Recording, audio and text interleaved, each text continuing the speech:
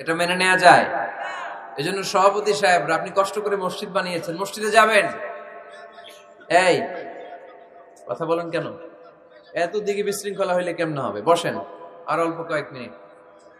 সভাপতি সাহেব আপনি মসজিদে যাবেন, সেক্রেটারি সাহেব আপনি মসজিদে যাবেন, তাহলে আপনি সঠিক মসজিদের আবাদকারী হবেন, ঠিক কিনা? আমরা মসজিদের আবাদকারী হতে চাই ইনশাআল্লাহ। পড়েন উমরানুল মাসাজিদ।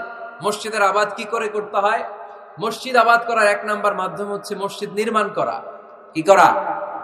নির্মাণ করা। খেয়াল করবেন, আল্লাহর হাবিব সাল্লাল্লাহু আলাইহি ওয়াসাল্লাম বলেছেন, মান বানা মসজিদান মিন মালিহি ফিদ দুনিয়া বানাল্লাহু লাহু বাইতান ফিল জান্নাহ। যে ব্যক্তি নিজের পকেটের টাকা খরচ করে দুনিয়াতে মসজিদ বানায়, আল্লাহ তাআলা তার জন্য জান্নাতে ঘর বানায়। 60টা জিনিস মানুষ মরে যাওয়ার পরে তার কবরে পৌঁছতে থাকে। ইন্না মিম্মা ইয়ালহাকুল মুমিন মিন হাসানাতিহি বা'দা মাউতিহি। মানুষ মরে যাওয়ার পরেও যে 60টা জিনিস তার কবরে পৌঁছায়, তার মধ্যে একটা হচ্ছে মসজিদান বানাহু। সে যে মসজিদ বানিয়ে গিয়েছে, ওই মসজিদের সওয়াব। সুবহানাল্লাহ পড়ে। আপনি টাকা দিয়ে মসজিদ বানিয়ে দিলেন, ওই মসজিদে মুসল্লিরা নামাজ পড়ে, রোজাদাররা এসে ওখানে ইফতার খায়, তাহাজ্জুদ আদায়কারীরা তাহাজ্জুদ পড়ে, তাদের সওয়াবের কমতি হবে না, কিন্তু তাদের সওয়াবের একটা পার্সেন্টেজ সওয়াব যে ব্যক্তি মসজিদ বানালো তার আমলনামায় আল্লাহ ঢুকিয়ে দেয়। এজন্য বেশি বেশি মসজিদ বানাতে রাজি আছেন তো? তাহলে মসজিদ আবাদ করার প্রথম মাধ্যম হচ্ছে মসজিদ বানানো। 2 নাম্বার মাধ্যম হচ্ছে মসজিদে যে জামাতে সালাত আদায় করা। জামাতে সালাতুল জামাআ তাফদুলু সালাতাল ফাযযি বি27 দারাজা।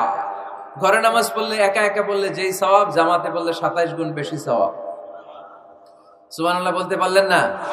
হে নামাজি আমার ঘরে নামাজে পড়ো আজ, দিল মে তোমার চরণ তলে হৃদয় যায় নামাজ।